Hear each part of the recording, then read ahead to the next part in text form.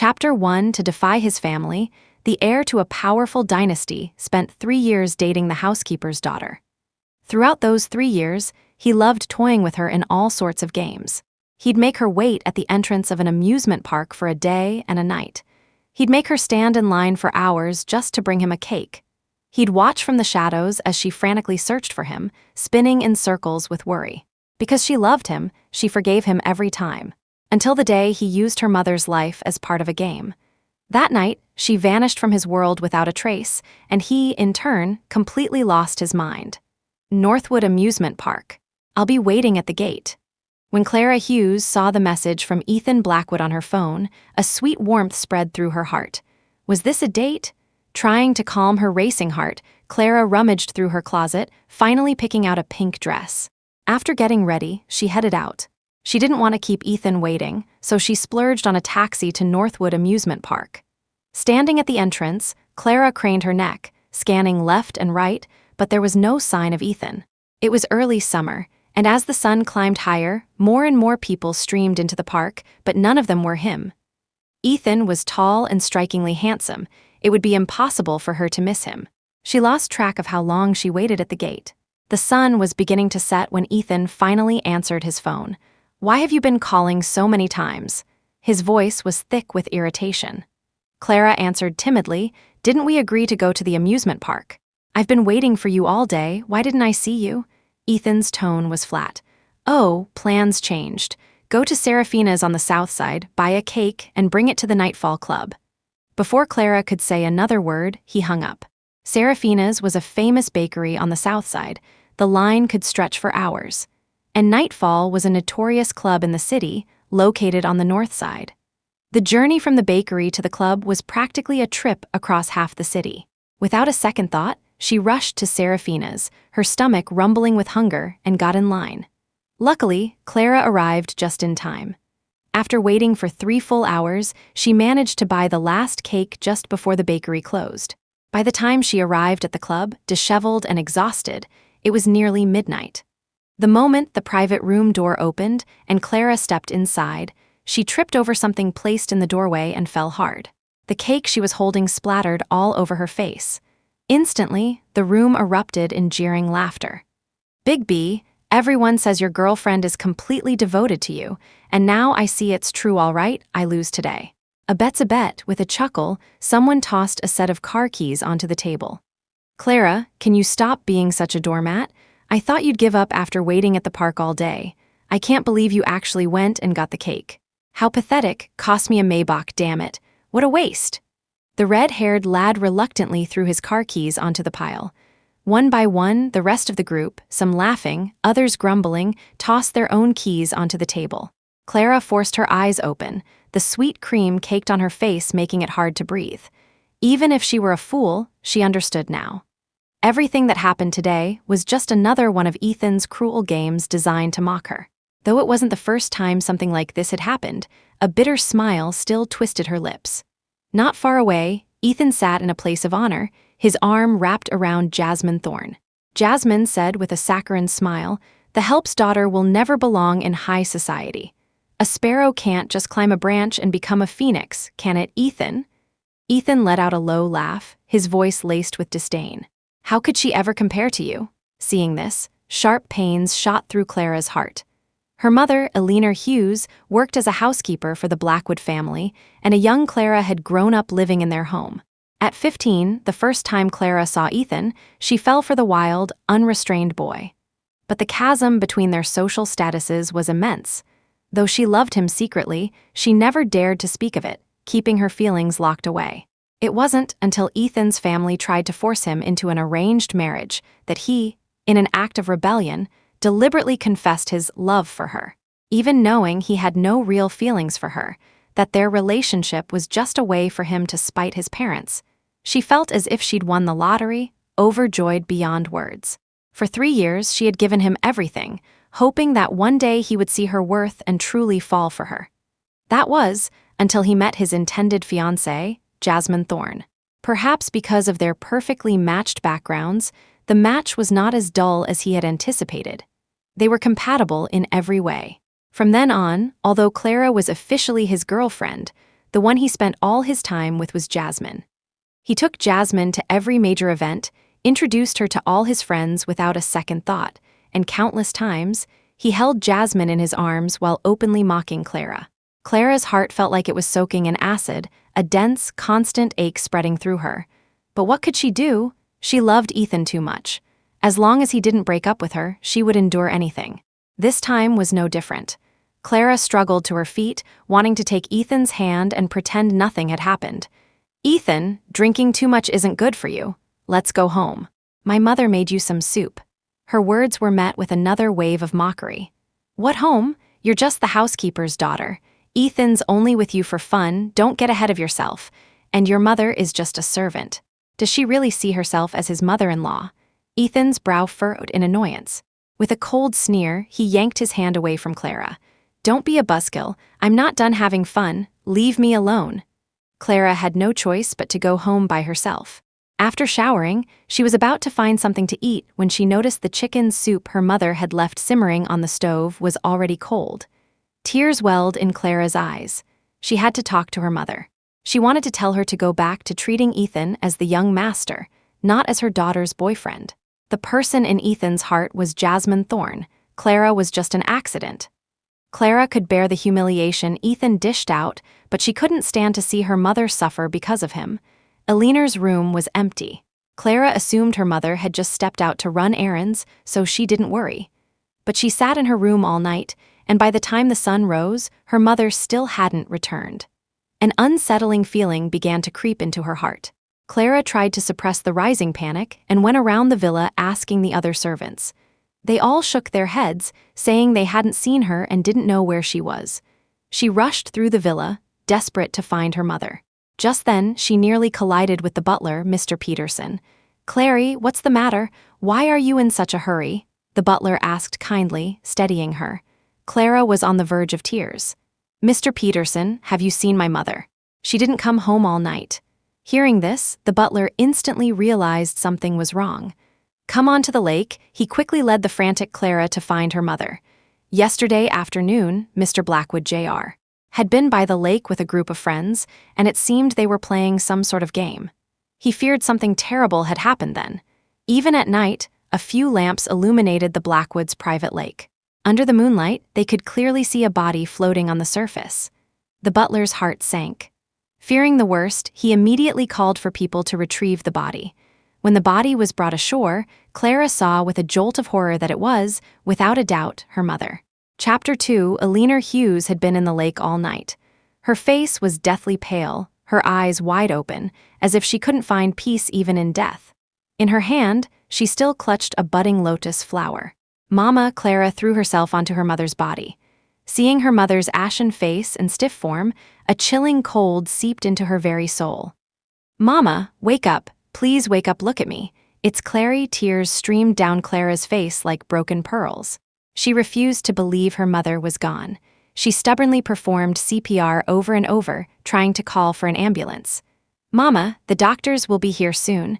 Just hold on a little longer, please, just a little longer." "Mama, are you cold? I'll hold you, then you won't be cold anymore." Seeing that Clara was on the verge of a breakdown, the butler quickly had someone restrain her.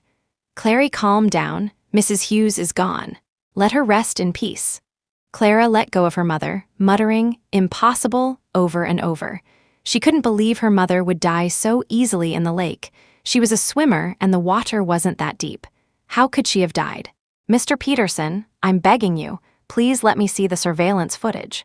I need to know how my mother died. Please." Each word was laced with such profound grief that the butler's heart softened. He had someone pull up the footage. The Blackwood estate was covered in cameras, and the lakeside was no exception. After watching the video, Clara stared blankly, her eyes vacant, as if she had been struck by lightning. That afternoon, Jasmine Thorne had seen the newly blossomed lotus flowers in the middle of the lake and, remarking on their beauty, proposed a game. She told Eleanor to go into the lake and pick the flowers, while everyone else would guess how many she could gather. The group cheered, saying it sounded like fun.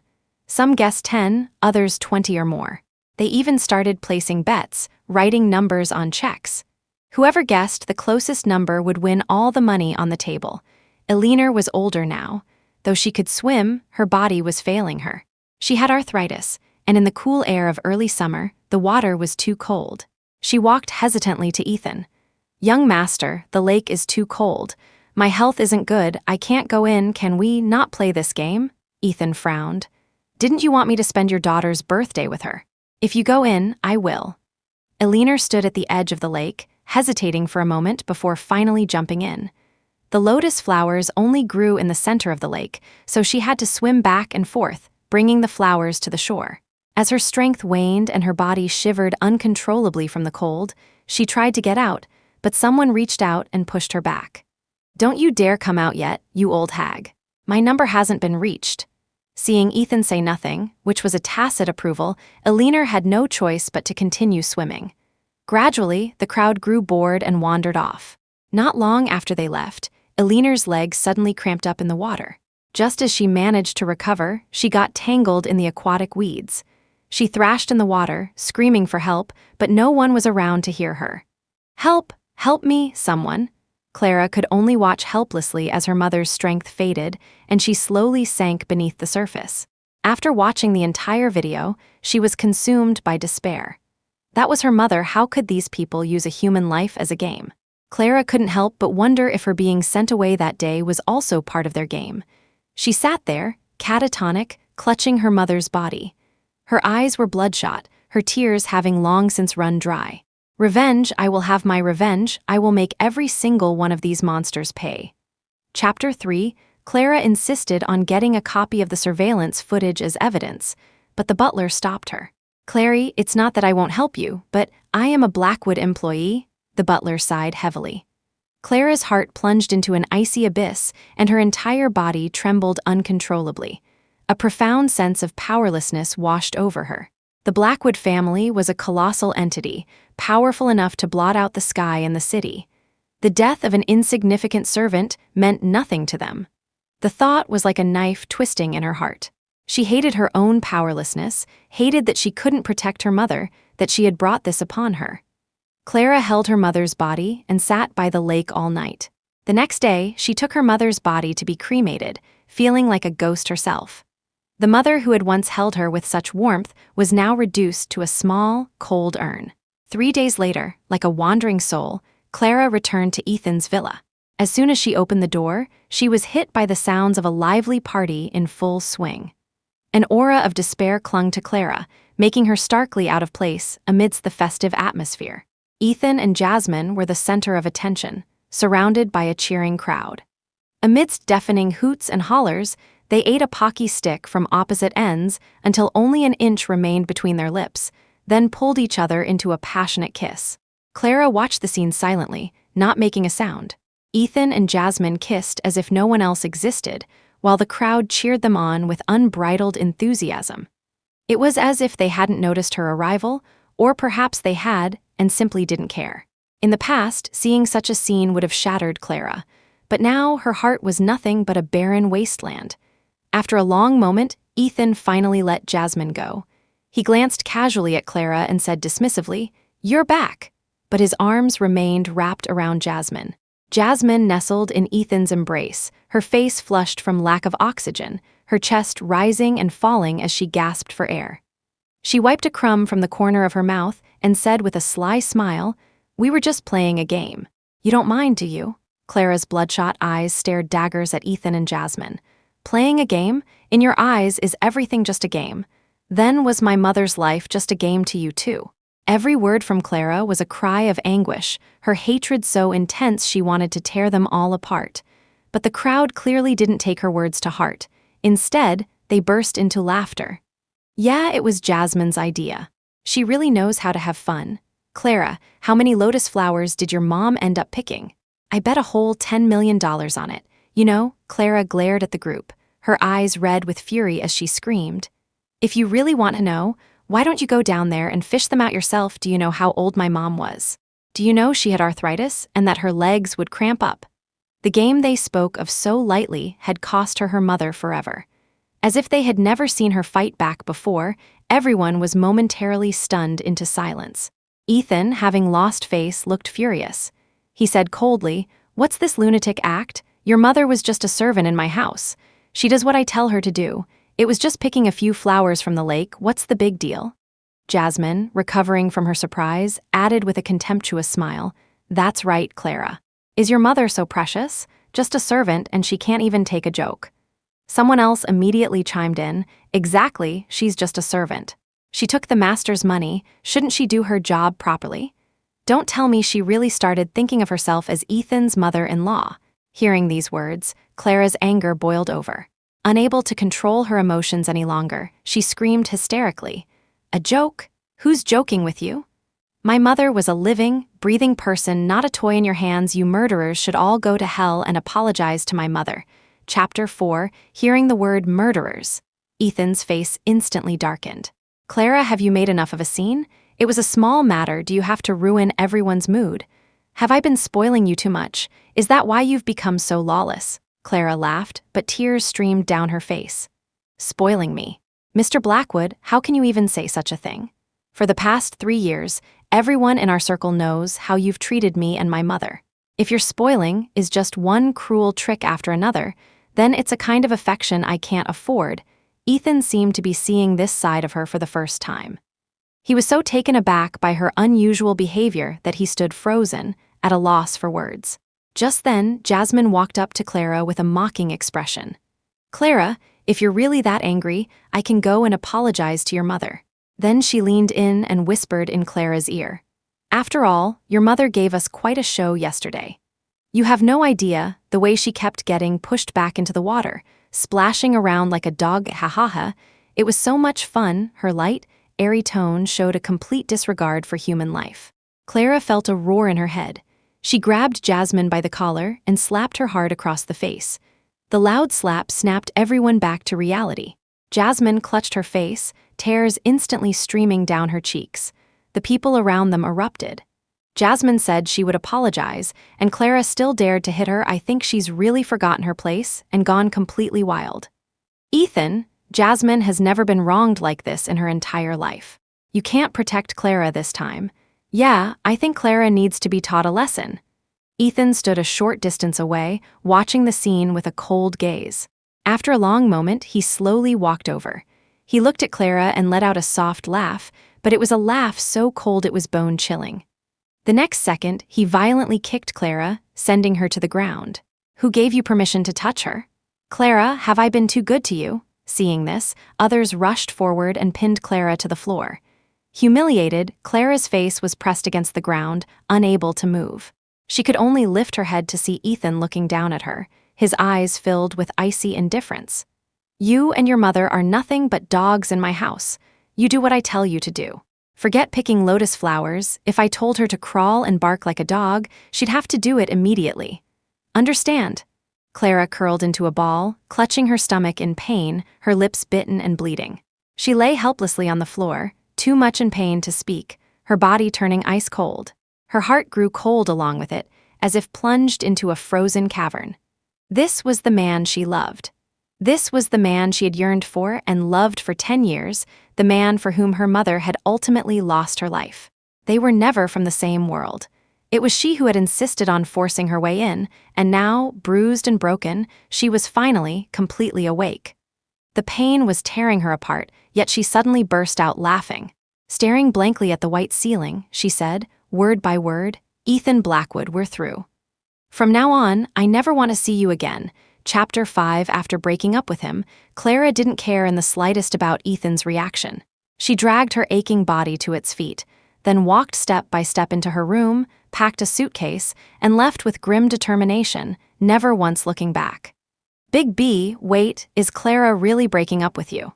Someone asked in disbelief, unable to accept that those words came from Clara, the most famous simp in their circle.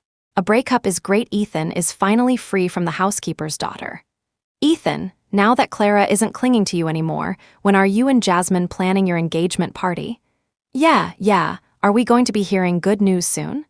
As the group teased and cheered, Jasmine finally stopped her tears and looked shyly at Ethan. That's all up to Ethan, of course. Ethan gazed in the direction Clara had left, nodded absently, and mumbled that it would be soon. But for some reason, he felt a strange, unsettling feeling in his heart. In the days that followed, Ethan never saw Clara again. The person who had always been chasing after him was suddenly gone, and he began to feel a sense of unease. He even lost interest in hanging out with his friends. Games that he used to find amusing now felt dull after just a few minutes. He sat in his usual high seat, head down, drinking heavily while absently watching the noisy crowd. Ethan returned home, drunk. He took a sip of the hangover soup a servant handed him. The moment the liquid touched his lips, he knew the taste was wrong and immediately spat it out. He slammed the bowl down on the table with a loud bang. "Remake this hangover soup, the taste is wrong." Several servants tried, making multiple bowls of soup, but every time Ethan tasted it, it was still wrong. Ethan rubbed his throbbing temples, his mind hazy with alcohol. For a moment, he called out Clara's name. "Clara, Clara, go make me some hangover soup, I want the one you make." He sat on the sofa, waiting for a long time, but there was no response. A surge of anger rose in him, and Ethan staggered into Clara's room. The room was empty. The bed was neatly made, and a thin layer of dust had settled on it, a clear sign that no one had lived there for days. Only then did Ethan's mind clear slightly. Clara had broken up with him. She was gone.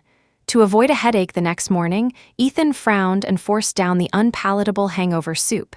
He lay in bed, unable to fall asleep. He thought to himself that Clara would surely come back, begging him to take her back within 3 days. She had gotten smarter, learning to play hard to get. It was just a game. Was it really worth getting so angry over? Maybe Jasmine had gone too far, and Clara was just jealous. Thinking this, Ethan frowned and got up to call his assistant in the middle of the night. Prepare some gifts that a girl would like. He thought that as long as Clara was willing to admit she was wrong, he could graciously forgive her little tantrum. Then he would just give her a few gifts to placate her, and things would go back to the way they were. However, to Ethan's surprise, Clara didn't appear before him for several days. "Mr. Blackwood, here is your lunch." Looking at the exquisite meal his assistant, Lee, brought him, Ethan had no appetite at all. In the past, when Ethan was busy at the company, he often forgot to eat. At times like these, Clara would have carefully prepared a meal and brought it to him on time, reminding him to eat. Ethan took a few bites of the food, then set it aside and went back to work. He worked until evening, then had another iced Americano. His empty stomach began to protest. Chapter 6, a sharp pain made Ethan break out in a cold sweat. He frowned, struggling to reach for the nearby drawer. When he opened it, he found that the various daily medicines were all gone. The stomach medicine was gone too. If Clara had been there, she would have restocked them in time and cooked him all sorts of stomach-soothing meals. Clara was always the first to notice when he was sick. "Clara, Clara," Ethan's voice was barely a whisper from the pain. The last thing he murmured before passing out was Clara's name. His assistant rushed him to the hospital. When Ethan woke up, he found many people surrounding him, but the one person who should have been there was missing. In the past, his entire life, his food, his clothes, his daily needs was managed by Clara. Whenever he was sick, she was always the first to appear by his side. For so many years, from the age of 15 to 25, there had never been an exception. But after she broke up with him, she had vanished from his world without a trace. For some reason, an indescribable anger surged within him. He took out his phone and made a call. "Bring Clara to me. Tell her the Blackwoods are missing something, and I need to inspect the suitcase she took with her." He then hung up and angrily threw his phone across the room. When Ethan's men found Clara, she was tightly clutching an urn. She said nothing, simply held the urn in one arm and carried her suitcase with the other, following them to Ethan. When the hospital room door opened, Ethan was kissing Jasmine. His left hand was still connected to an IV drip, but his right hand was gently holding Jasmine, kissing her passionately. Clara didn't even lift her head. She just quietly watched as Ethan's bodyguards opened her suitcase and rummaged through it. After they found nothing, she grabbed her suitcase and turned to leave. Ethan had deliberately called Jasmine over. He knew Clara used to get jealous of Jasmine. Every time she saw him with Jasmine, although she wouldn't say much, her eyes would always turn red. But now, watching him kiss Jasmine, she showed no reaction at all. Was her breakup for real? Did she really not care about him anymore? Seeing her turn to leave, a wave of anger and an inexplicable panic washed over him. He shoved Jasmine away and was about to get up when Jasmine, a cold glint in her eyes, called out to Clara. Wait a minute, having kissed Ethan so many times, she could feel his distraction. The thought that it was because of Clara made her furious. But she didn't show it on her face. Instead, she smiled faintly and said, "We've checked the suitcase, but what about that box she's holding? Haven't checked that yet, have you?" Hearing this, Clara finally seemed to regain her spirit, clutching the urn in her arms even tighter. "Not this doesn't belong to the Blackwoods," she resisted desperately, turning to leave. However, the more she tried to hide it, the more curious Jasmine became about what Clara was treasuring so much. Jasmine reached out to snatch it. In the struggle, the urn slipped from Clara's arms, fell to the floor, and shattered. Grayish-white ashes scattered across the ground. Jasmine instantly lost interest. "It's just some flower. What's the big deal?" Her tone was filled with disgust and contempt, but Clara stared at the scattered ashes, her pupils constricting in horror. "No," she collapsed to the floor, trying to scoop the ashes up with her hands. Having no container, Clara took off her jacket and carefully began to place handfuls of ashes onto it. She didn't even dare to cry, afraid her tears would wet the ashes and make them harder to collect. However, she never expected that Jasmine would, without a care, step right on the pile of ashes and walk past. The few ashes Clara had just gathered were instantly trampled and soiled. Clara's eyes became bloodshot, her gaze filled with utter fury. She could no longer maintain her sanity. That was her mother, that was her only remaining memory. Clara lunged forward, grabbed Jasmine's hair, and with all her strength, slapped her several times across the face. A few slaps weren't enough to quell the rage in Clara's heart. She wrapped her hands around Jasmine's neck, wanting nothing more than to make her pay for her mother's life. Help me, madwoman." Jasmine's voice was barely a whisper as she desperately slapped at Clara's arms, trying to get help from Ethan on the hospital bed. "Are you all just standing there for show? Make her let go of Jasmine." Ethan ordered the bodyguards to drag Clara away. Clara was thrown heavily to the ground. Cradling the scattered ashes, she let out a heart-wrenching cry. Jasmine, having been saved, gasped for air. Chapter 7, Ethan, she tried to kill me. She tried to kill me. Clara's gone insane. Tears streamed down Jasmine's face as she clung to Ethan. "Ethan, I just knocked over some stupid flower, and she tried to kill me." "Ethan, Clara has gone too far. You have to get justice for me." Ethan looked down at Jasmine's swollen face and the bruised, purple marks on her neck, a flash of pity in his eyes. It was just for some flower. Clara had indeed gone too far this time. Did she think she could act so arrogantly just because he'd been losing sleep over her? His expression turned fierce. He gave a look to the bodyguards and then turned his cold gaze to Clara. "Isn't she so attached to that flower? Then make her eat every last bit of it." When Ethan's words fell, Clara felt as if she had been struck by lightning. She shook her head frantically. "No, don't." She tried to gather the ashes from the floor, putting them into her jacket, wanting to take what little was left and leave. But in the next second, her hands were empty. A bodyguard's iron grip clamped down on her, rendering her immobile. Then, another bodyguard grabbed a handful of ashes and tried to shove them into her mouth. Clara clamped her mouth shut, turning her head, desperately trying to avoid it. "I won't eat it, I won't." That was her mother. That was her mother seeing that Clara refused to eat the ashes. The bodyguard dislocated her jaw, pinched her chin, and forced the ashes into her mouth. 1 handful, 2 handfuls, 3 handfuls. Clara tried desperately not to swallow, but the large amount of powder made her choke and cough violently. Her entire face was covered in the grayish-white ashes. She went from hysterical resistance at the beginning, to crying and begging for mercy in the middle, and finally to complete despair, her eyes becoming a void of lifelessness. No matter what the bodyguards did next, she had no will to resist. Seeing the look in Clara's eyes, Ethan was startled. "Enough," he stopped the bodyguards, a flicker of unease in his eyes. "Make her kneel and apologize to Jasmine, and we'll let this go." Hearing this, Jasmine wanted to say more, but seeing Ethan's cold expression, she held her tongue. The bodyguards forced Clara to her knees in front of Jasmine. Clara's head was bowed, like a drowned dog. Jasmine was barely satisfied with the scene. "What? You don't even know how to apologize?" The bodyguards pushed her. Seeing Clara remain silent and lost in a daze, they forced her head down to the ground, considering it an apology. After the apology, they carelessly tossed her aside like a heap of rags. Clara's tears had long since run dry. A wave of intense nausea churned in her stomach. Those were her mother's ashes. The ashes in her stomach burned her soul, causing a deep, searing pain to radiate through her limbs. She stuck her fingers down her throat again and again, trying to vomit up the ashes she had swallowed. But no matter how hard she tried, only a tiny amount came out. Ethan looked away, a sense of discomfort in his eyes. "Get her out of here. I don't want to see her." He then called for the janitor to clean up the mess on the floor. "No, don't touch it, it's mine, it's all mine." Chapter 8. Clara threw herself onto the floor, struggling to gather the ashes into her jacket to take them with her.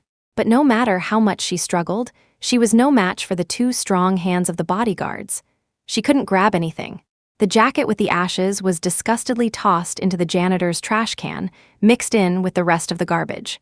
The janitor swept the floor clean, mopping it until it shone. The floor was empty, smelling of disinfectant. The light in Clara's eyes completely died out. She stared blankly into the distance. Her mother was gone forever, and her only connection to her was gone too. Clara couldn't understand what meaning there was left in her life. Overwhelmed with despair, she fainted. If she could, she would rather die there in her dreams. For a fleeting moment, Ethan felt a pang of pity. The light in Clara's beautiful eyes was gone, replaced by a dead silence.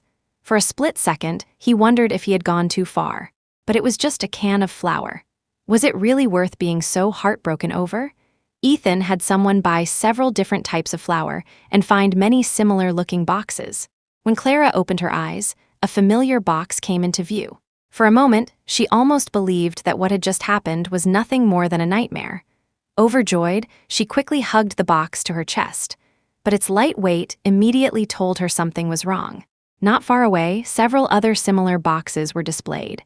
"Clara, it was just some flour. If it spilled, it spilled."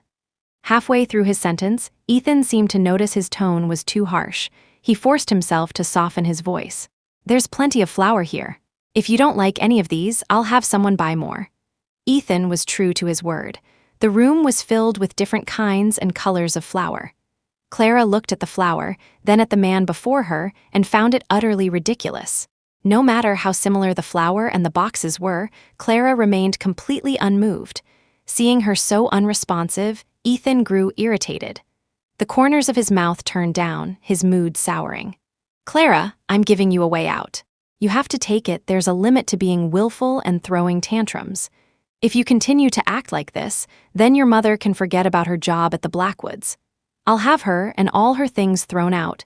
If you regret it, then come back to the Blackwood estate with me right now." Hearing this, Clara's face twisted into a sarcastic expression.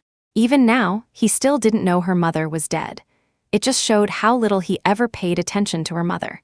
But when she heard Ethan say that some of her mother's belongings were still at his house, a flicker of light returned to her extinguished eyes. She ignored the fuming Ethan and went back to his villa without a second thought. Clara had lived in this villa for nearly 10 years, yet she felt no sense of belonging. This was not her home. Clara returned to her mother's old room. It was clean and tidy, clearly unoccupied for now. Chapter 9. There were pitifully few of her mother's belongings in the room. Clara clutched the few remaining items, some simple clothes, and a couple of photographs, and walked out of the villa like a zombie. A person once so vibrant and gentle was now reduced to this. "Clara, Clara," Ethan called her name several times, but she didn't seem to hear him at all. Watching her back, he suppressed his anger and said in a low, heavy voice, "Clara, are you playing with me? I'm telling you, if you walk out of here today, don't ever think of coming back." In Ethan's mind, the thing Clara feared most was leaving him. He thought this threat would be enough to make her stop. At the very least, she would hesitate for a moment. But to his surprise, Clara didn't pause for even a second. It was as if she hadn't heard a word he said. She was determined to leave without a single glance back. Watching her resolute back, a flicker of panic crossed Ethan's heart. At that moment, he realized he didn't want her to leave. Ethan couldn't even imagine what his life would become if Clara left him for good. Unbeknownst to him, Clara had already become an integral part of his life. He had never thought that one day she would leave him so decisively. Stop, Clara, no matter what it takes." Following his orders, several servants immediately chased after Clara and blocked her path. Ethan walked up to her and, one by one, pried her fingers open, trying to take the things from her hands. "Clara, isn't it good living here? Why do you have to leave?" The clothes were cheap, the styles plain and outdated. If it weren't to stop Clara, Ethan would never have touched them.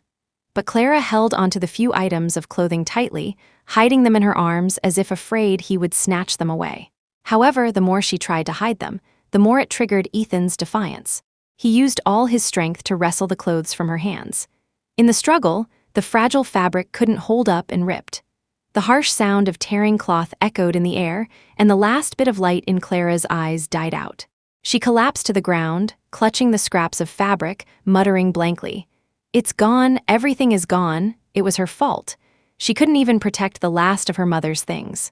Seeing her in such a state of utter despair, Ethan felt a pang of pity and forced a stiff smile. "What are you making a fuss about? It's just a few old clothes. If you want them, I'll have someone buy thousands of sets and send them to your mother. That should be fine, right?" It was just a few worn-out clothes. Ethan couldn't understand why Clara cared so much. However, no matter what Ethan said, Clara ignored him, continuing to walk out on her own.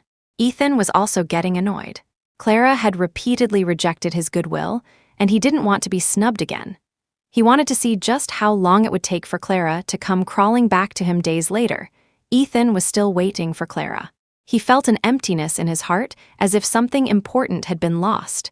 Ethan couldn't wait any longer. He decided to find her.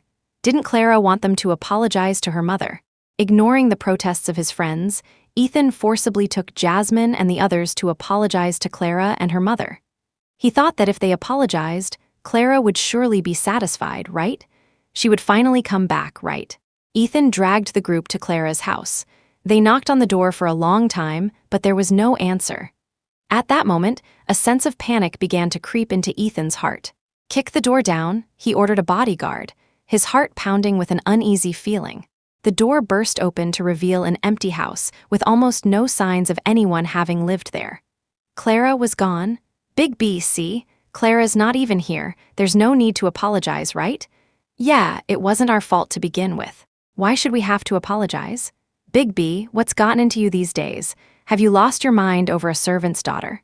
"Shut up." Ethan's gaze was terrifyingly cold, almost capable of freezing them to death. The group was frightened into silence.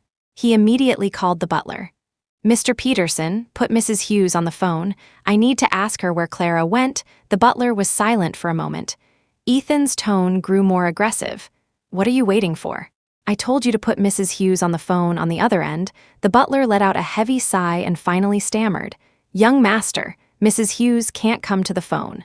She passed away a month ago." Chapter 10. Hearing those words felt like a bolt from the blue to Ethan.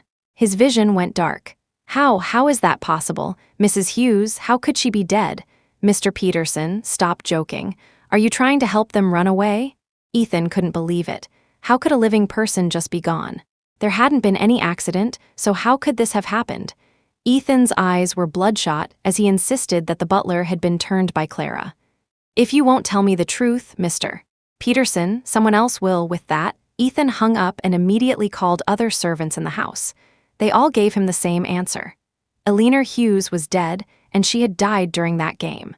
To make sure Ethan believed it, the butler sent him a copy of the death certificate and the surveillance footage from that day. After doing this, it was as if the butler had aged 10 years. He had gone against his conscience for the Blackwood family, hoping only that the young master and his friends would feel even a shred of remorse. When Ethan, Jasmine, and the others saw the black and white death certificate, their world came crashing down. When they saw the video, their vision went black, and they nearly fainted from shock. They loved to play games, but they had never intended to kill anyone. A living person had drowned in that lake. No one had saved her. No one had heard her cries for help. Panic gripped them all, and they immediately began to shift the blame. How was I supposed to know she'd have an accident? She could swim. It was her own fault for overestimating herself. She's the one who wanted to go in. You can't blame me. Nobody forced her. She wanted to play. You can't blame us for this. Blame her for her own bad luck. If she was exhausted, she should have just gotten out. Why did she have to keep swimming? The constant bickering grated on Ethan's nerves. He roared impatiently, "All of you, shut up." He wasn't the only one panicking. A chilling cold ran through Ethan's entire body. It was him. He was the one who told Alina to go into the water.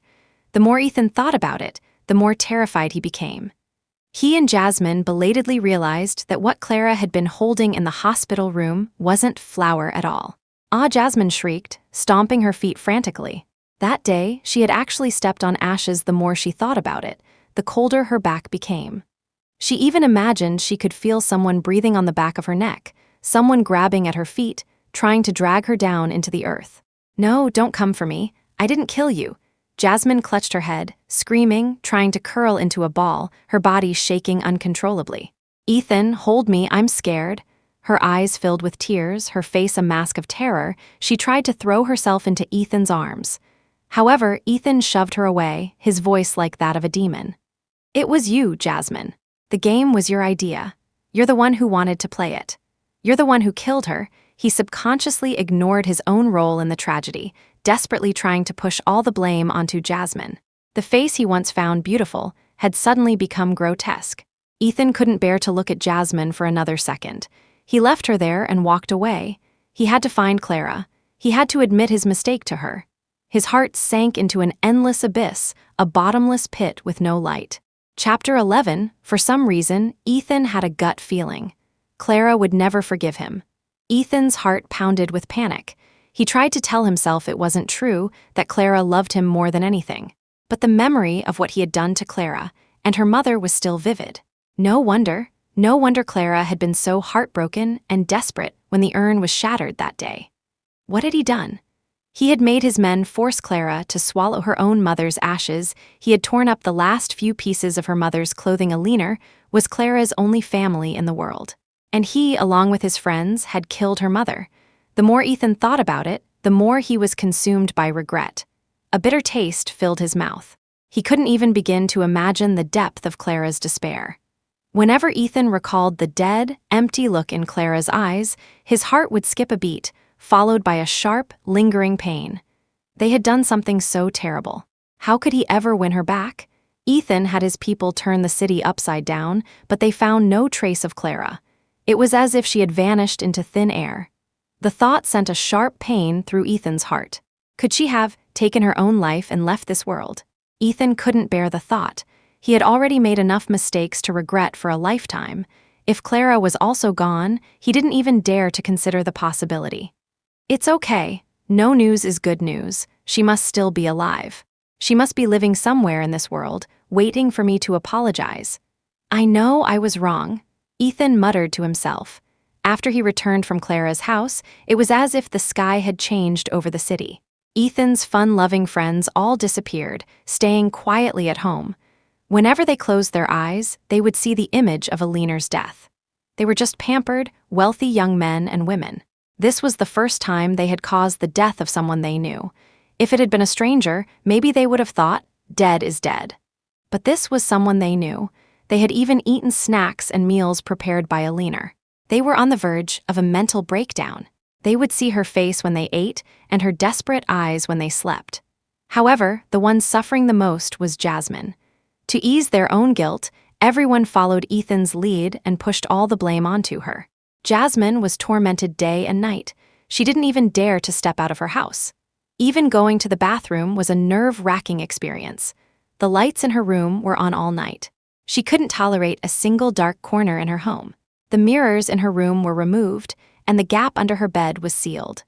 Whenever she saw her reflection, Jasmine would hallucinate, seeing Alina standing behind her, her hands on her shoulders.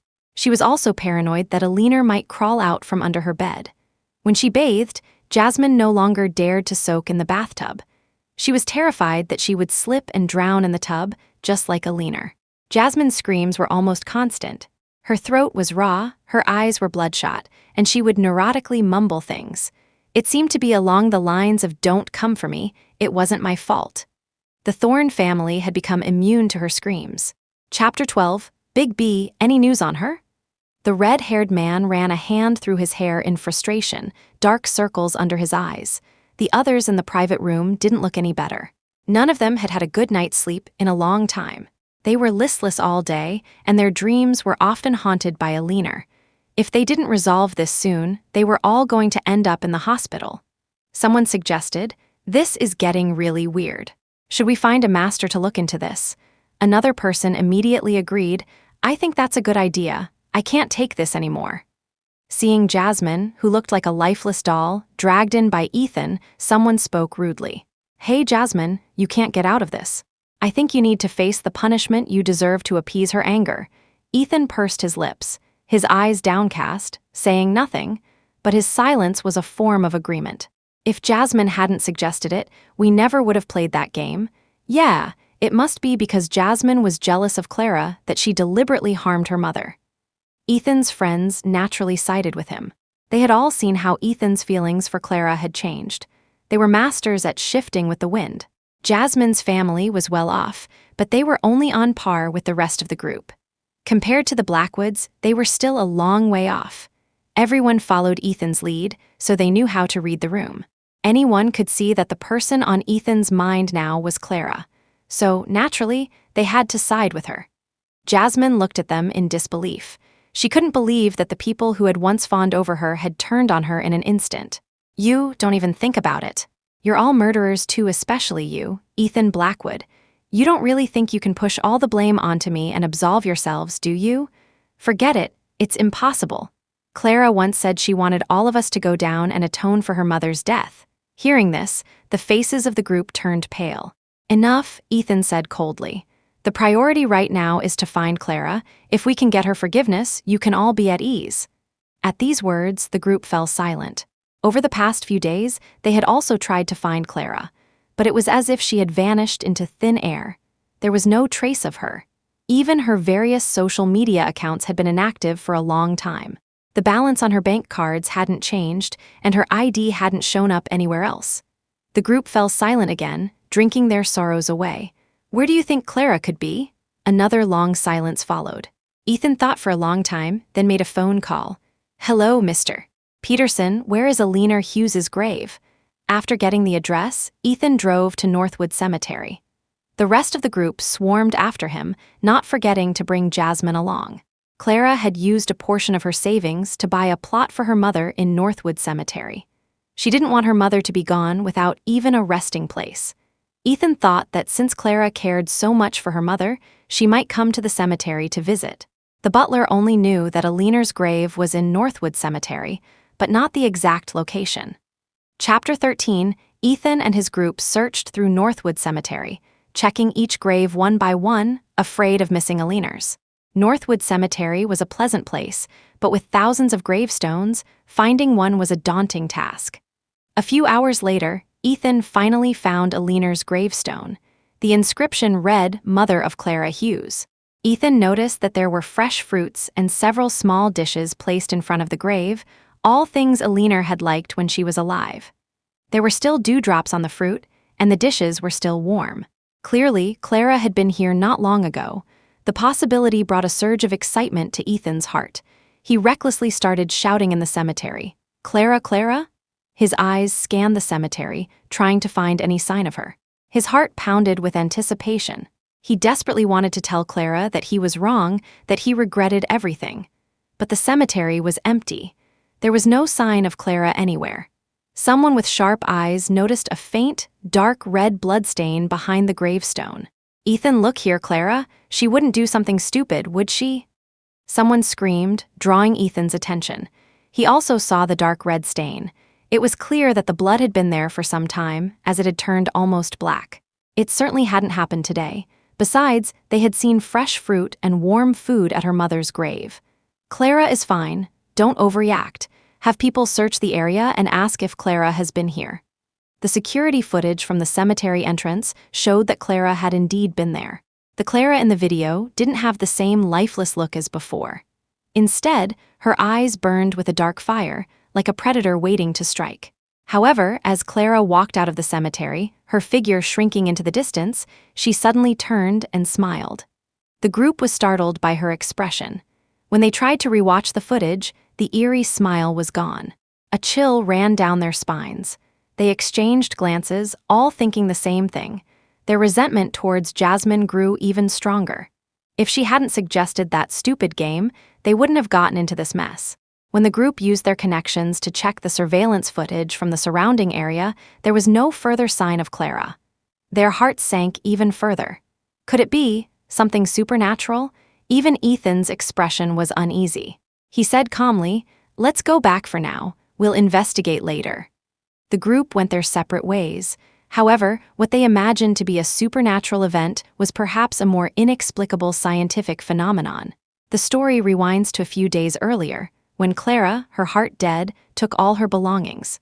She had wanted to live a good life, to see the sights her mother never got to see, to experience the life her mother never had. But she had lost the courage to live.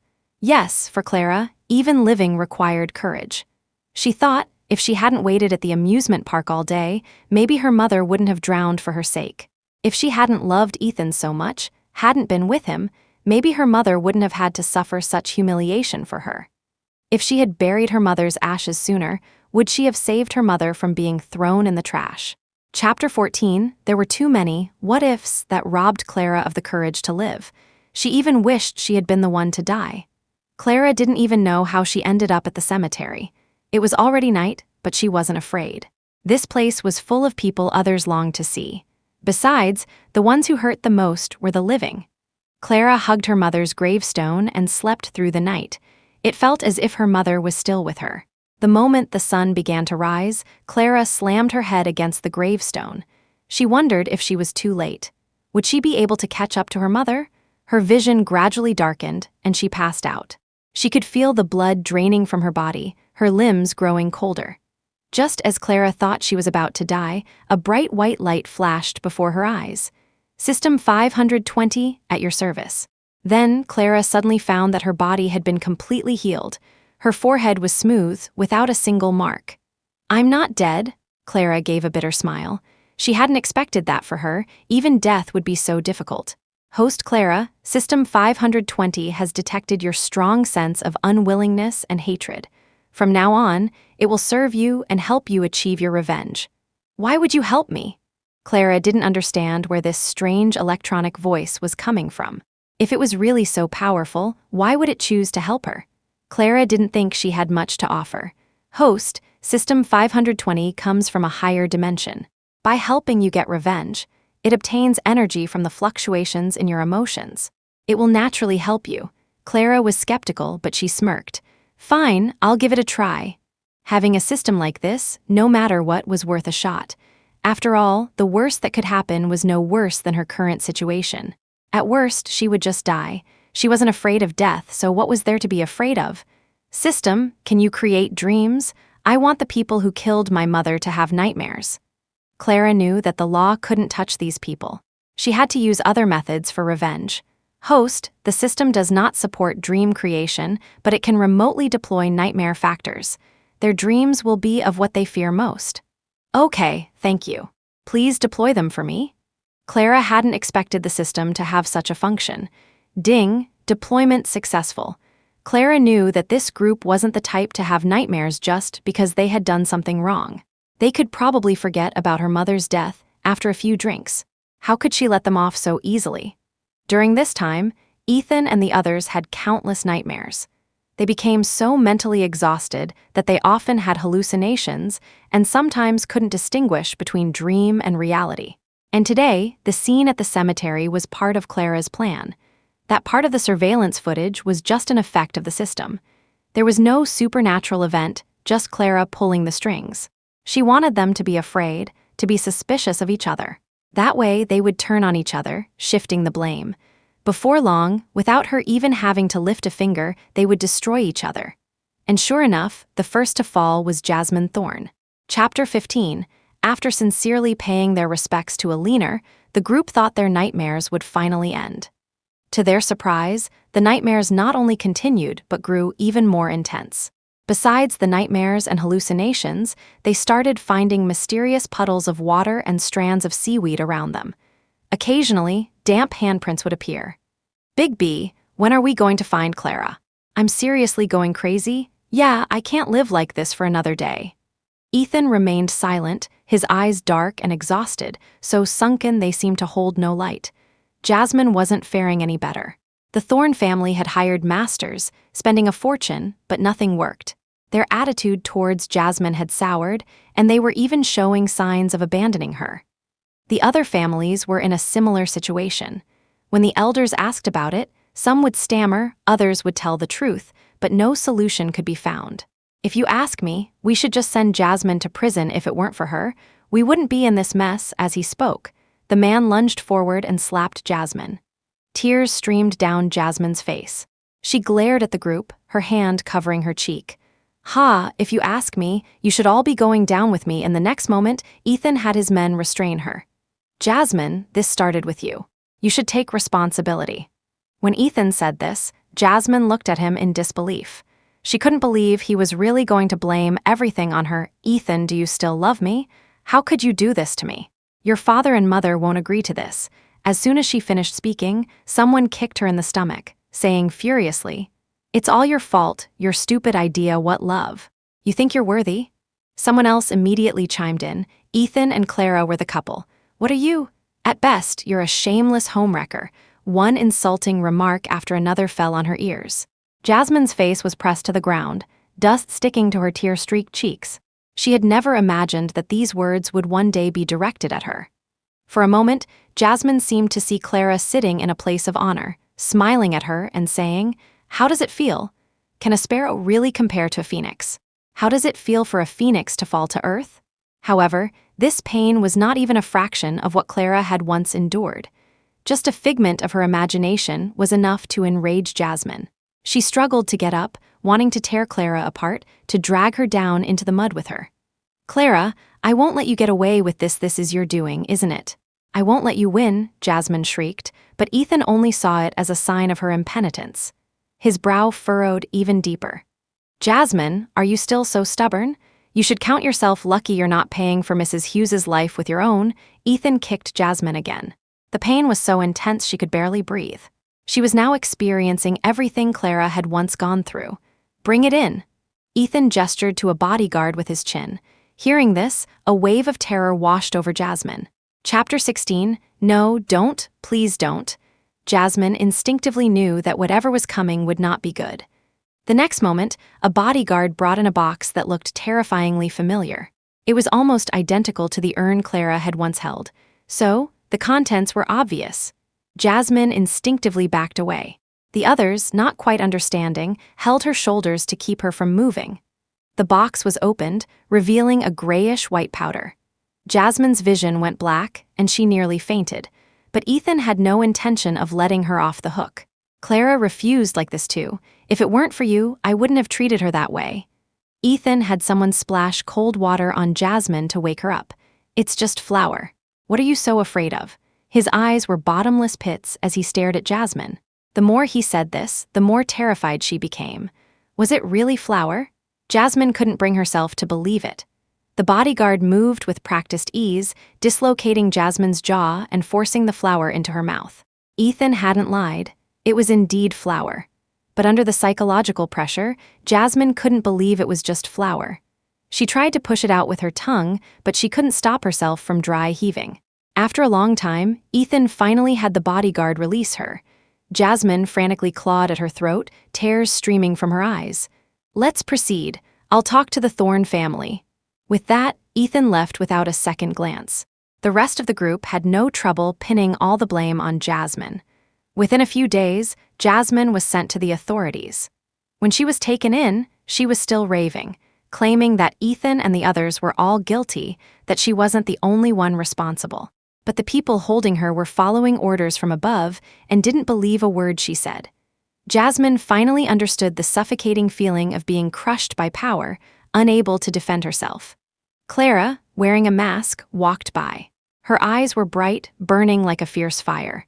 This was just the beginning. She wouldn't let a single one of them go.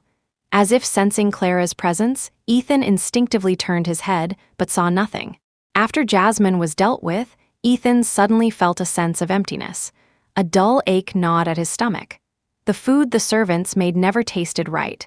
Just then, Ethan thought he smelled the familiar scent of chicken soup.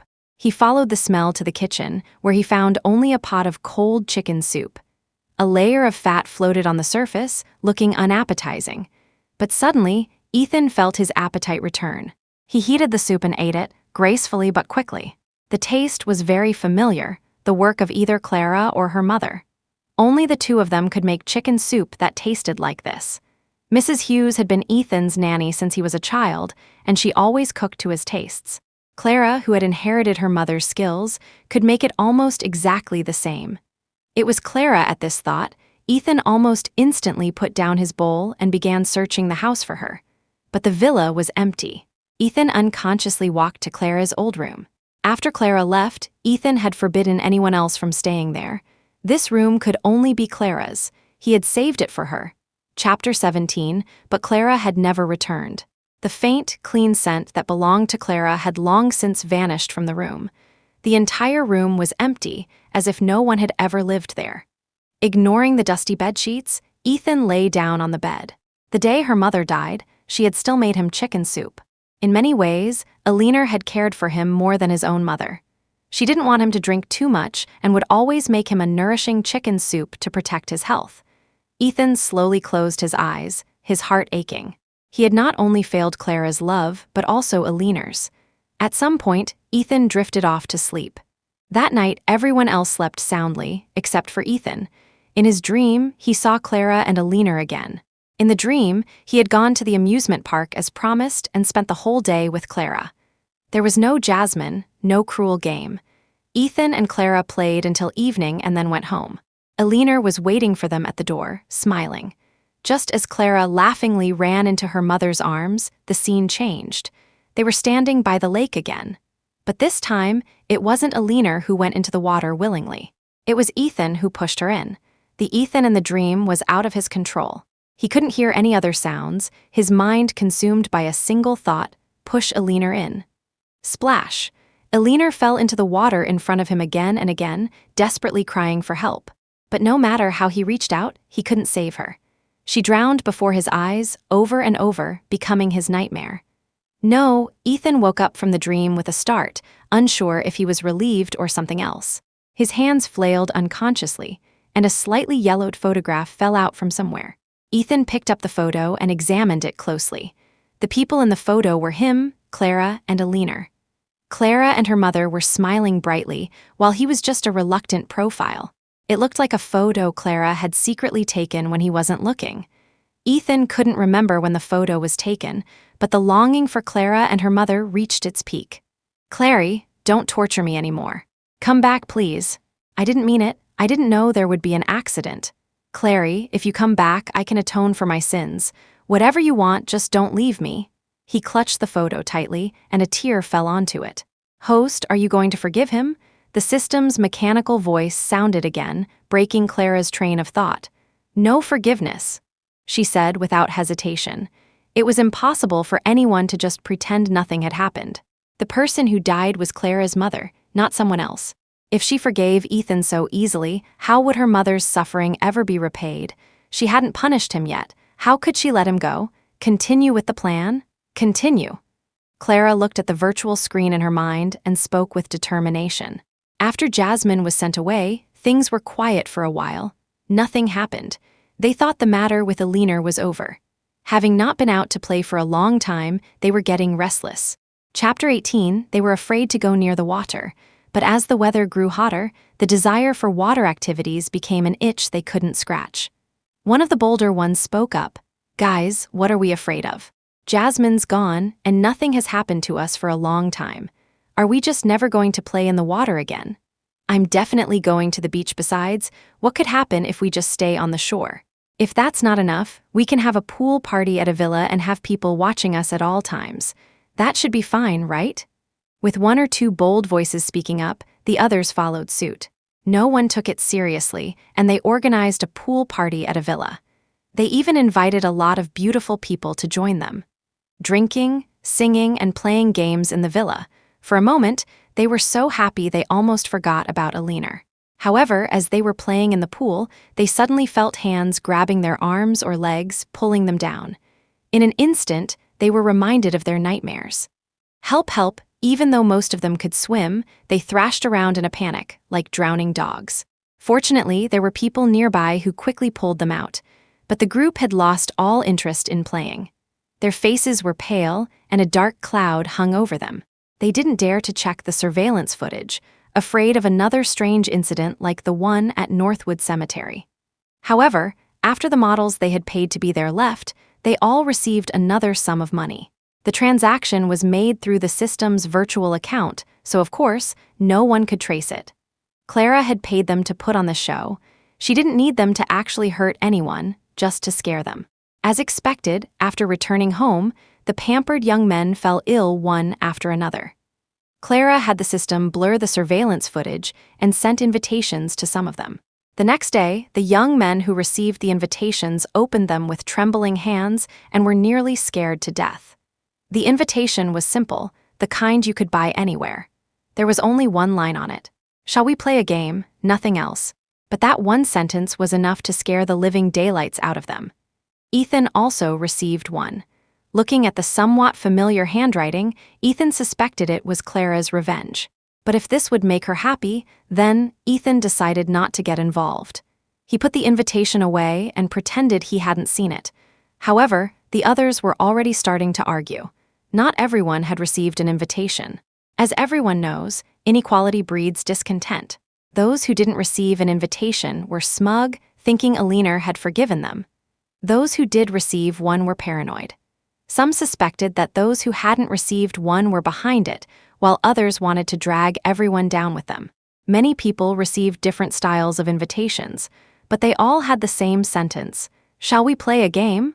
Everyone was scared to death and began to suspect and doubt each other. The group of friends, who had been brought together by similar interests, gradually fell apart, even coming to hate each other. However, this time, the invitations were not sent by Clara. They were sent by each other. Without Clara even having to lift a finger, they were about to destroy themselves. Even Ethan was not immune. The friends who had once surrounded him had all left, even wishing they would never see him again. Chapter 19, all their collaborations were now based solely on profit, with no other personal feelings involved. Everyone tried to distance themselves from Ethan, because they all knew one thing. Ethan was one of the main culprits, and Clara would probably not let him off the hook. Ethan knew this in his heart, but his own state was not much better. Clara's revenge had not yet fallen on him. Ethan felt extremely uneasy. He would rather Clara be more direct and come after him first. At least then he could beg for her forgiveness sooner. Ethan was not so arrogant as to think that Clara would magnanimously forgive him. He sat in his office, working late into the night, with no intention of leaving. The acid in his stomach churned, a pain Ethan had long since grown accustomed to. He habitually drank a bottle of glucose to replenish his energy and swallowed his stomach medicine without batting an eye. Suddenly, the lights above him flickered, on and off again. For a moment, Ethan felt a strange sense of joy. Click, the lights went out completely, plunging the room into darkness.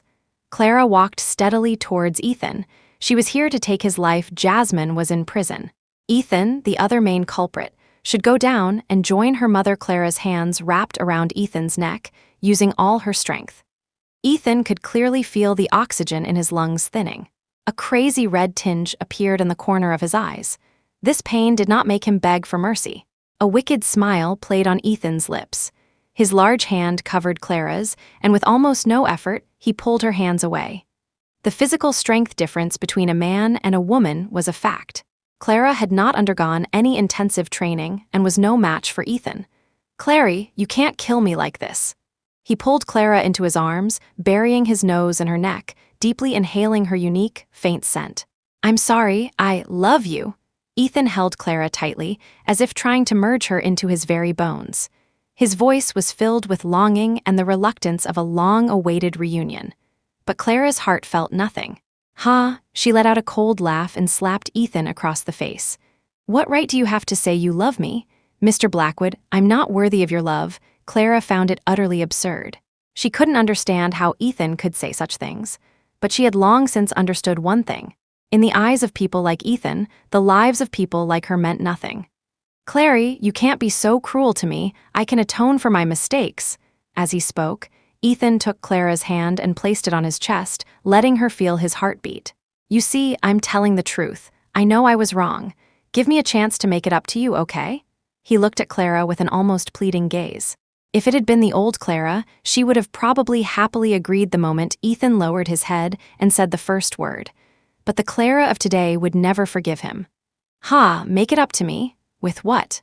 With your life?" Her slender fingertips poked at Ethan's chest again and again, each word a testament to her past grievances. "Can a single word of compensation bring my mother back to life?" Chapter 20, Did you know? When my mother was pulled from the water, she was still clutching a lotus flower. Do people like you even care about human life?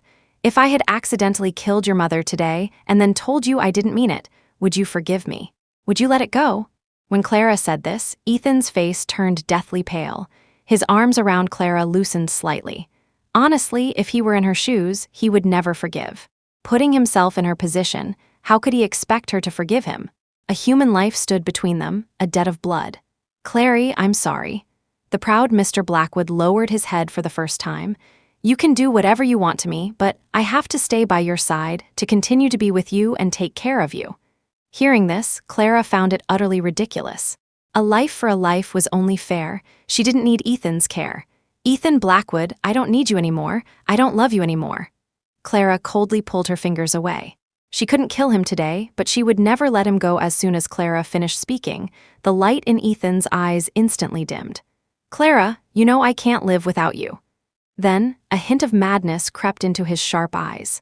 Ethan gripped Clara's wrist tightly. "I won't let you leave again. No matter what you do to me, I will never let you leave." They were hidden in the darkness, with only the faint moonlight from the window providing a weak glow, making their movements hard to discern. "Sorry." As soon as he spoke, Clara felt the world spin, and then she lost consciousness. Ethan held Clara in his arms, savoring the momentary peace. The lights flickered violently a few times before coming back on. Ethan instinctively closed his eyes. When he opened them again, he saw Clara's beautiful face. "You've lost a lot of weight." It was the first time he had ever looked at Clara so intently. She used to always look up at him with a simple, innocent face, stubbornly chasing after him. There were many moments when Ethan had been drawn to such a passionate love. But their social statuses were worlds apart, not to mention she was just a shield he had found. His mother looked down on Clara, and in reality, Ethan had never placed her on an equal footing. Most of the time, Clara was an annoyance to Ethan. He couldn't understand why she could be so persistent in chasing after him. He hadn't been particularly good to her, and had often been quite cruel. But Clara had always looked at him with those eyes full of love, as if he were the only one in her world. Ethan had once thought that Clara and her mother were only so nice to him for his family's money. He thought Clara was just like those other women, trying to climb into the position of Mrs. Blackwood, to change her life and successfully cross the class divide. Therefore, Ethan had never had much affection for her. However, when the love in Clara's eyes completely died out, Ethan finally felt a belated sense of regret. Chapter 21, Ethan had never thought that one day Clara would stop loving him. Clara's image as a devoted follower was so ingrained in everyone's minds that now, knowing she hated him enough to want to kill him, he felt an extraordinary sense of helplessness. Somewhere along the line, Clara had already become an inseparable part of his life. Ethan had knocked Clara out, and he didn't feel a shred of regret. He only knew that if he let her go today, he might not get such a good opportunity again. Clara opened her eyes, awakened by the mechanical voice of System 520. "Host, you are now at the Blackwood estate. What is your next plan? Do you wish to continue?" "Of course." Clara didn't hesitate for a moment. Having come this far, she had worked so hard. Even though her original plan against Ethan had failed, it was time to start a new one. She couldn't just let Ethan go. Even if he didn't die, he had to be taught a lesson. The love she once felt had completely dissipated, leaving only hatred in her heart. Clara rattled the chain on her wrist, understanding the situation. Was Ethan planning to imprison her? A short while later, as if sensing Clara was awake, Ethan walked in with a bowl of warm pork congee. "You must be hungry. Have some to warm your stomach." Ethan's sharp eyes were now uncharacteristically gentle. It was the first time Clara had seen him like this. He had never shown her such gentleness before. Her heart filled with a sarcastic laugh. The roles of master and servant had been completely reversed. Ethan carefully blew on the spoonful of congee and brought it to Clara's lips. She took a small sip. The congee that slid into her stomach was delicious, but she mercilessly swiped the bowl away. "It's disgusting." The warm congee spilled all over Ethan. His white shirt was soaked, turning semi-transparent and clinging to his skin, outlining his muscular physique. He wasn't angry. Instead, he asked good-naturedly, "What would you like to eat, Clary? I'll have someone make it for you, okay?" Ethan's deep eyes were relaxed, as if he were talking about something incredibly pleasant. He looked as if he could tolerate all of Clara's bad tempers. Yes, in his eyes, it was only right for Clara to be angry. If she had accepted his kindness without a fuss, he would have started to suspect that she was secretly plotting something. Clara met Ethan's gaze and said, word by word, "I want you to make it." Hearing this, Ethan was stunned for a moment, then a wicked smile played on his lips.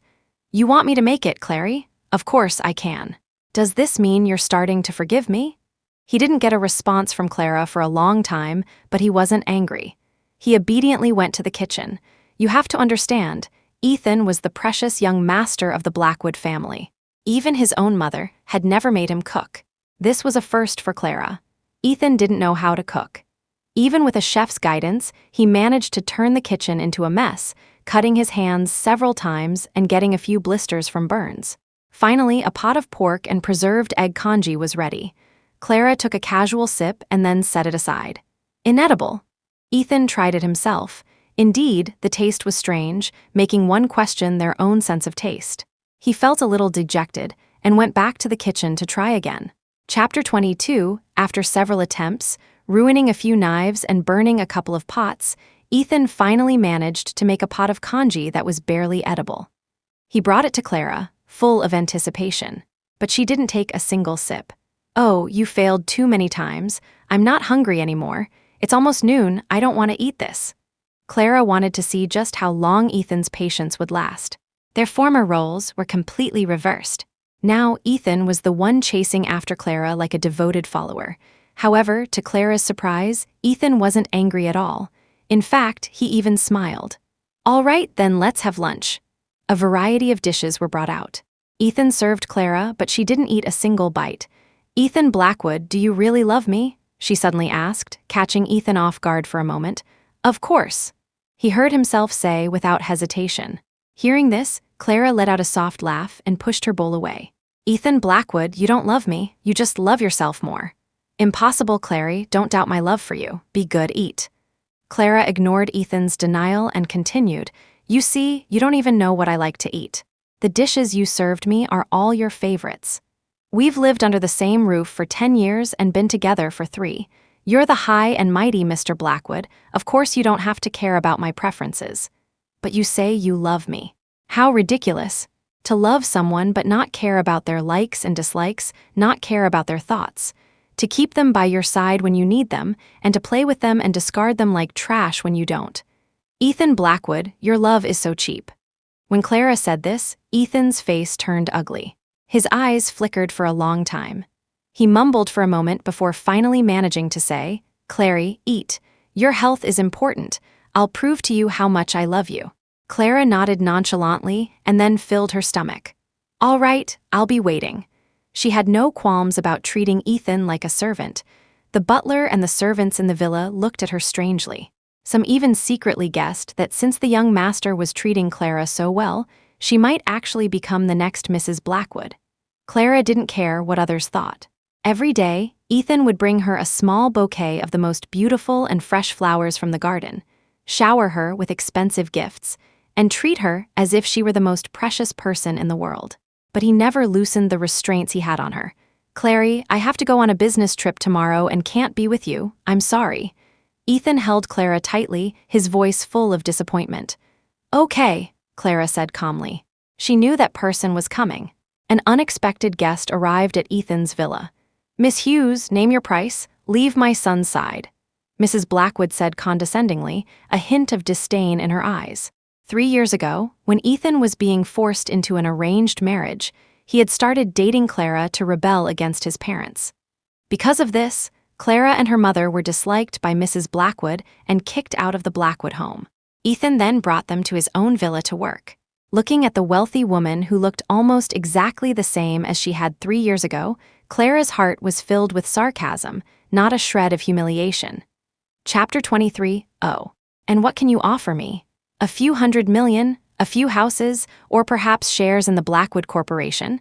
Isabella Blackwood looked at Clara with contempt. Miss Hughes, you're young. Don't be too greedy. It wasn't that she couldn't afford these things, but she felt Clara wasn't worthy. In Isabella's eyes, Clara was just a housekeeper's daughter, now an orphan with no family background. She wasn't even fit to step through the Blackwood's door. She had intended to just throw some money at her to get rid of her, but she hadn't expected Clara to be so audacious. To even dare to ask for company shares, Isabella felt she had been too kind to Clara. Just as Isabella was about to have her men intervene, Clara showed her the chain on her wrist. Mrs. Blackwood, it's your son who can't let go of me. I'd love to take your money and leave, but I can't. The alloy chain was incredibly strong, and the handcuff on Clara's wrist was fitted with a tracking system.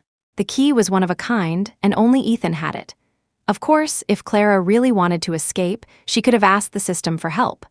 When Isabella saw the chain, her face changed slightly, her expression filled with anger. She took a black card from her bag and threw it at Clara's face. The money in here is enough to buy your life. There's no pin. I want you to leave Ethan as soon as possible. I'll talk to him. With that, Isabella left in a huff. Clara played with the black card, feeling no excitement or joy at receiving a huge sum of money. The mother and son were truly alike. Could money bring the dead back to life? Clara's heart was filled with sarcasm. Isabella and Ethan were the same kind of people, with no regard for ordinary people. When Ethan did something wrong, his parents didn't think about punishing or teaching him, but instead went to great lengths to help him cover it up. The Blackwood family was a huge enterprise. Even when Jasmine was sent to prison, they never implicated Ethan. They were all demons, and it was best when demons turned on each other. After dealing with his mother, Ethan rushed back. His eyes were bloodshot, his expression revealing an indescribable exhaustion. Clary, my mom, did she say anything nasty? He had deliberately cut his work short to rush back. Now, Ethan held Clara in his arms, his chin resting on her forehead, looking like a loving couple from a distance. She gave me a sum of money to leave you. And what do you think? Clara turned in Ethan's arms, looking at him with interest, waiting for his answer. Ethan remained silent. Clara continued, Didn't you say you love me? The card she gave me is right here. You take it and let's get married, okay? Her tone was somewhat aggressive, cornering Ethan so he couldn't speak. After a long time, Ethan finally said, You can keep what she gave you. As for marriage, we can talk about it later. He decisively ended the topic, which was exactly what Clara had expected. She laughed to herself, laughing at how foolish she had been before, for not seeing the true face of the man in front of her. How could the high and mighty Mr. Blackwood marry a housekeeper's daughter who was nothing? His wife could be any family's young lady, but it would never be a housekeeper's daughter. This damn class consciousness. Chapter 24. Clara felt no sadness. She suddenly said, Ethan Blackwood, I haven't been out in a long time. I want to go out and see the scenery. Ethan frowned slightly but still agreed. However, the handcuff on Clara's wrist remained unlocked. Ethan accompanied her, like a guard watching a prisoner. As Clara walked, she found herself at the small lake where her mother had drowned. Only a few months had passed, but to Clara it felt like a lifetime. The lake was clean, the lotus flowers that had once bloomed in the center were long gone. She smiled. Ethan Blackwood, where are the lotus flowers? After what happened, I had them all removed. Things that shouldn't exist are better off gone. He had thought Clara would be happy to hear this, but to his surprise, her expression changed. Things that shouldn't exist. The lotus flowers in the lake that killed my mother were things that shouldn't exist. Since you dislike those flowers so much, why did you have to play that game? Is human life fun to play with? Does it feel good to watch someone risk their life for a casual word from you? Clara's eyes were full of resentment. Every word she spoke was like a silver needle, piercing Ethan's heart. Ethan Blackwood, you keep saying you love me, but you never treated me like a human being before, and you still don't. You say you love me, right? Then you jump in too. You should also taste what it's like to have your life on the line. Clara gave Ethan a gentle push. He took a step back, his eyes holding a meaning Clara couldn't understand. Clara, we will get married, but not now. Can you wait a little longer? If my jumping in will make you happy, then I can do it. With that, Ethan jumped into the lake with a splash. It was already autumn, and the lake water was quite cold. Even the physically fit Ethan couldn't help but shiver. Ethan swam from the shore to the pavilion in the middle of the lake several times. Finally, panting, he returned to Clara's side. His head emerged from the water. Even with his hair plastered to his face, he was still handsome. Especially when he smiled recklessly, it was particularly captivating. But Clara was no longer in the mood to admire him. She walked to the edge of the shore, pushed Ethan's head under the water with her hand, held it for 30 seconds, then released. She repeated this action a dozen times before letting go. Ethan couldn't help but choke on several mouthfuls of water. He gasped for air, trying to climb ashore. Just then, Clara pressed down on his shoulder. "No, that's not enough. My mother was in the water longer than you. How can you get out early?" Then, with a huge splash, Clara pushed Ethan back into the water. Ethan swam for a long time. Suddenly, something like a weed wrapped around his foot. To make matters worse, his leg cramped up at that moment. He had played many extreme sports and knew how to quickly relieve cramps and call for help. But at this moment, for some reason, he couldn't muster the strength. The scene of his mother drowning flashed before his eyes again. Ethan couldn't even manage to cry for help. The oxygen in his lungs grew thinner and thinner. Ethan choked on several more mouthfuls of water. Just as he thought he was about to die, the butler had his men pull him out. Chapter 25. Throughout the entire ordeal, Clara's expression remained calm. "Are you all right? I didn't do it on purpose. I didn't know this would happen. Aren't you a great swimmer? How could you have gotten into trouble? Is the lake water cold? How does it feel to choke on water? Is the feeling of suffocation unbearable?" Her words were dripping with sarcasm, but Ethan couldn't bring himself to say anything accusatory. Eleanor had gone through the same thing, and she had been even more helpless. Everyone on the shore had been laughing, and no one had shown her any mercy. When she cried for help, there was no one around. But when Ethan fell into the water, there were countless eyes watching him, afraid something would happen to him. "Cough, cough, I'm fine. If this makes you a little happier, then it's not so bad." Ethan indulged Clara as if he could tolerate all her tantrums. But Clara only found it laughable. Whether Ethan's love was feigned or real, she no longer needed it. Looking at him like this, Clara suddenly felt there was no need to stay any longer. She wasn't that heartless. Even if she wanted revenge, she couldn't bring herself to watch a living person die in front of her. In fact, Clara had had many opportunities to kill Ethan today, but she hadn't. It wasn't that she still had feelings for him, but her mother's teachings made it impossible for her to be so cruel. Morality was the shackle that bound her. Late at night, Clara pushed away the iron arm that held her tightly and said to the system in her mind, "Let's go." The system unlocked the handcuff on Clara's wrist and left her with the black card that had no pin. Clara disappeared from the villa without a trace.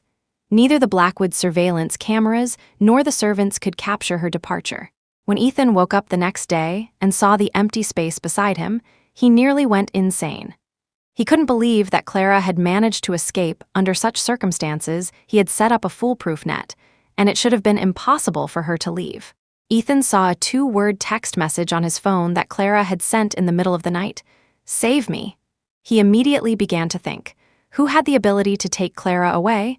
Only one person came to his mind, his mother. With a dark expression, Ethan returned to the Blackwood family home. "Mom, where's Clara?" The smile that had just been on his mother's face instantly vanished. "Ethan, how would I know where Clara is? As it happens, I've invited Miss Sue over. You should meet her. Speaking of which, you know her brother, Sue Ginian's sister." Isabella pulled Ethan towards the small garden. A cute-looking girl was sitting in the garden, curiously looking around. She accidentally met Ethan's gaze and blushed. "Don't worry, this Miss Sue is not like that venomous wench from the Thorne family. You'll definitely like her when you meet her." Isabella's chattering was cut short by Ethan. Ethan shook off Mother Chee's hand and roared.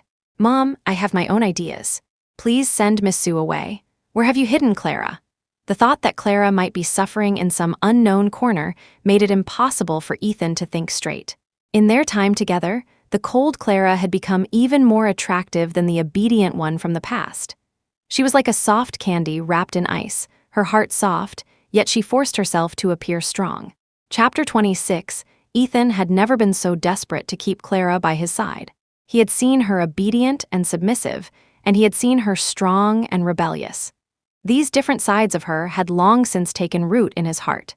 Ethan had originally thought that if he took it slow, he could eventually get his parents to accept Clara. One day, he would grow powerful enough for his parents to fear him, but now he was a step too late. Ethan's eyes were bloodshot with anxiety, his lips pressed into a thin line. "I don't need a so-called marriage alliance. My wife will only be Clara, no one else.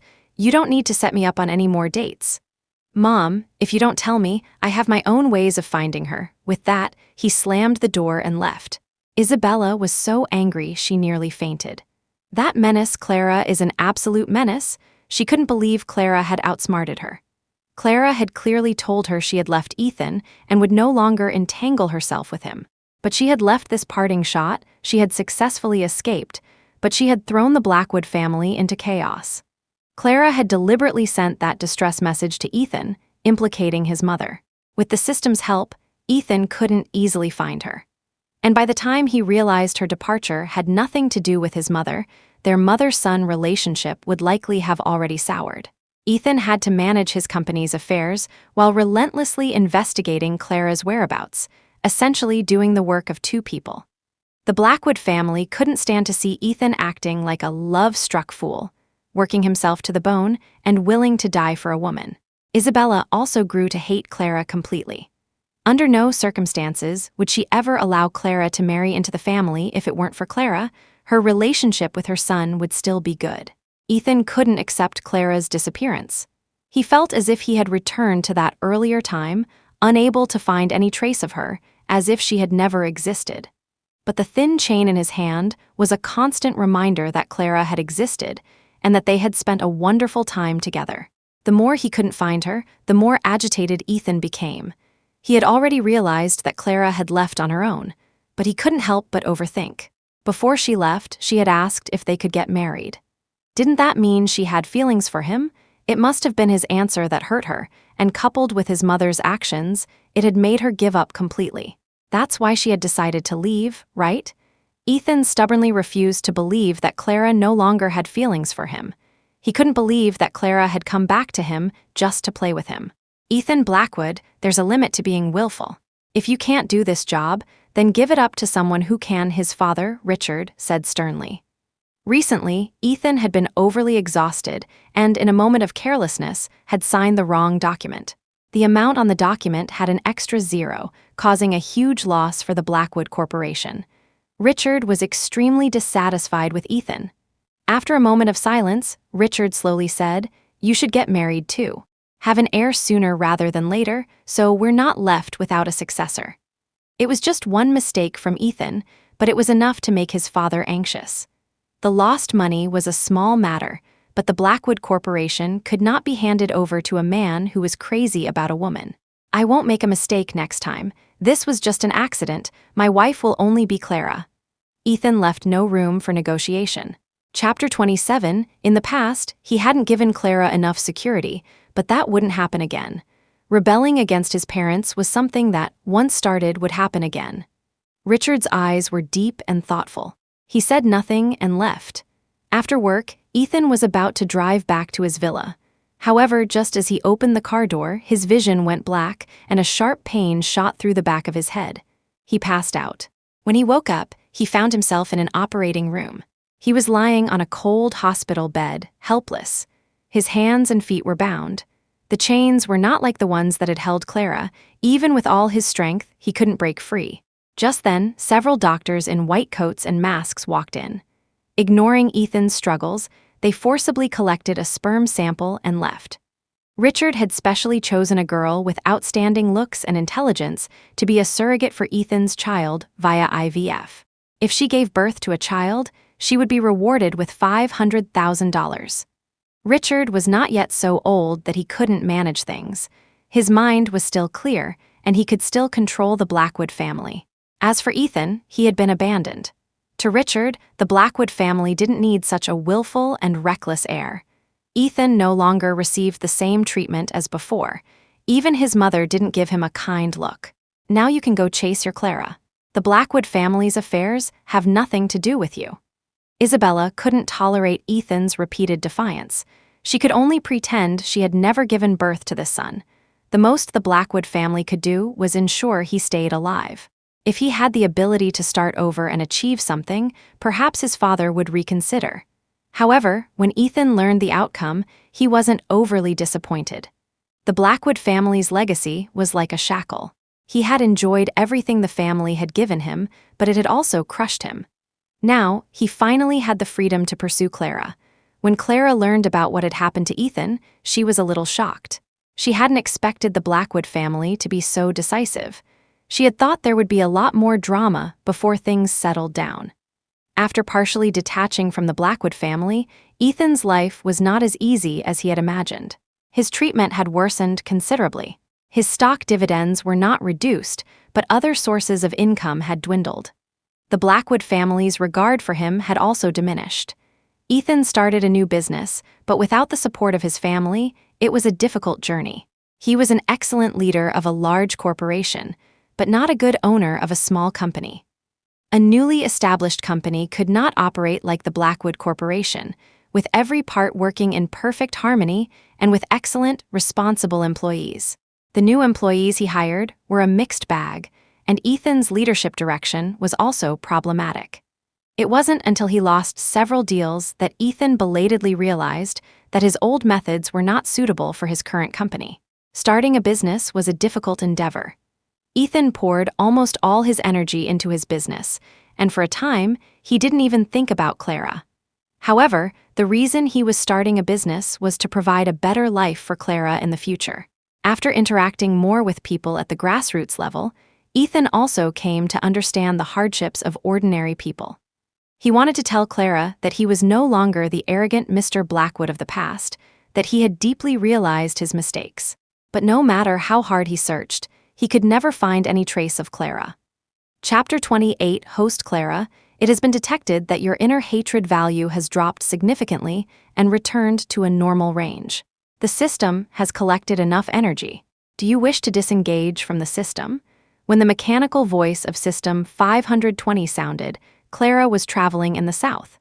She wanted to see all the sights her mother had never had the chance to see. Hearing the voice at this moment, Clara felt a brief sense of disorientation. Unconsciously, the people and events of the past had grown distant. She hadn't thought about Ethan in a long time. At some point, Clara had grown accustomed to the system's presence and felt a little reluctant to see it go. But she thought she should let the system be free. It probably had its own things to do next. Disengage. Goodbye, 520. As she said these words, tears were already streaming down her face. She felt the system detach from her mind. For a moment, her body felt light and airy, yet warm, as if she were soaking in a warm bath. The words Clara didn't say out loud were, "Goodbye, Mom." The so-called System 520 was the embodiment of her mother's strong will. In her final moments, Eleanor had wanted to hug her daughter, Clara. She wanted to tell Clara not to be sad and desperate for her, not to let her eyes be filled only with hatred. She wanted Clara to live a good life. Eleanor's only regret was that she hadn't been able to celebrate Clara's birthday with her. System 520 was the love her mother never had the chance to express, which had disrupted the trajectory of a higher dimensional intelligent being and brought it to Clara. Clara felt the warmth that was uniquely her mother's. Departure was inevitable, and she had gradually come to accept it. Life had to go on. After all, she had been given a life to live. After System 520 disappeared, Clara's information was no longer blocked. Ethan finally found a trace of her. He was ecstatic. He temporarily put his work aside and followed her trail, finally finding her at the seaside. "Clary, do you know how much I've missed you?" "Is that so?" Clara stood opposite Ethan and spoke casually. She carefully studied the handsome man in front of her. The sharp edges of Ethan's personality had been worn down, replaced by a more gentle and smooth demeanor. His overall aura was more mature, his eyes no longer as sharp as before. His chiseled features now held a deep, profound charm. It seemed his life, after partially leaving the Blackwood family, had not been easy. As people realized Ethan was no longer favored by his family, many of those he had once offended came to cause trouble for him. A few casual words were enough to cost Ethan several deals. In the past, Ethan had done far worse. His preferences had always been black and white.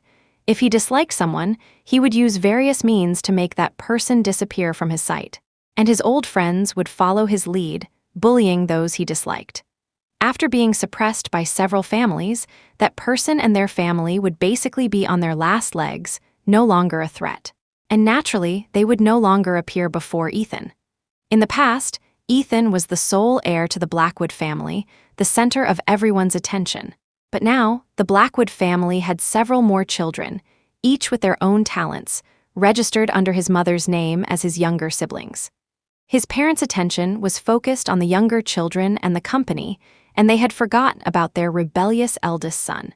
Chapter 29, although Ethan wouldn't face severe suppression, a few words from some people in the shadows were enough to give him a hard time. The friends who had once surrounded him had all disappeared, even fearing any association with him.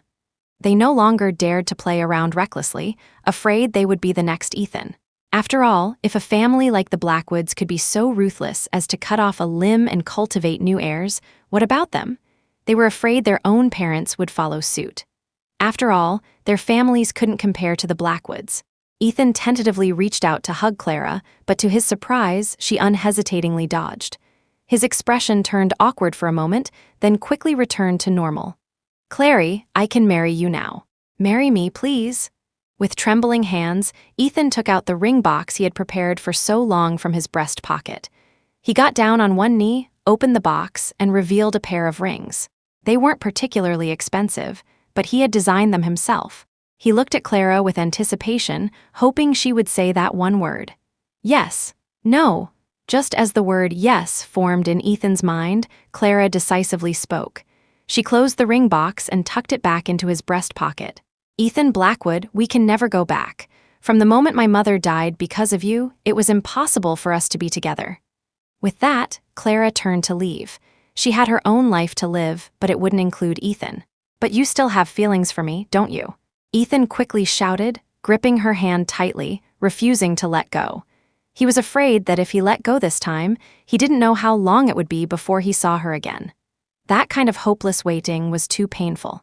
"Clara, I have my own company now, and the Blackwood family won't bother me anymore. Marry me, and I won't let you suffer any more grievances." Ethan's words didn't move Clara. She stopped, turned back, and pried his fingers off her hand, one by one. "It's true that I still have you in my heart, but that's just the lingering hatred. I can't bring myself to kill you, but I also can't accept that you caused my mother's death. Can't we just not bother each other? Those kids in the Blackwood family, should they call you father or brother, can you really stay away from them forever? I'm tired." Tears welled in Clara's eyes, her face etched with exhaustion. Loving Ethan for over a decade had been so tiring. Ethan's love had come too late, and hers had long since vanished. How could they be together like this? There were too many things between them. Ethan clutched the ring box in his pocket, left with only silence. He forced a bitter smile onto his lips. Watching Clara's departing back, he no longer had the courage to stop her. Clara walked further and further away until she finally disappeared. Ethan threw the ring box with all his might, wanting to completely give up on this past. He wandered aimlessly, not even noticing the rising tide. Suddenly, he tripped over a small box and fell to the ground. A wave washed ashore, sweeping him and the small box away. As Ethan bobbed in the water, he realized that the ring box he had just thrown was the very thing that had tripped him. The accident happened so suddenly that no one noticed Ethan being swept out to sea. He struggled to swim towards the shore. Suddenly, the ring box in his hand slipped away, drifting into the distance. Ethan tried to retrieve it, but was completely engulfed by the waves. The former young master of the Blackwood family disappeared, and no one cared. Clara started a new life, having long since forgotten the chance encounter that day.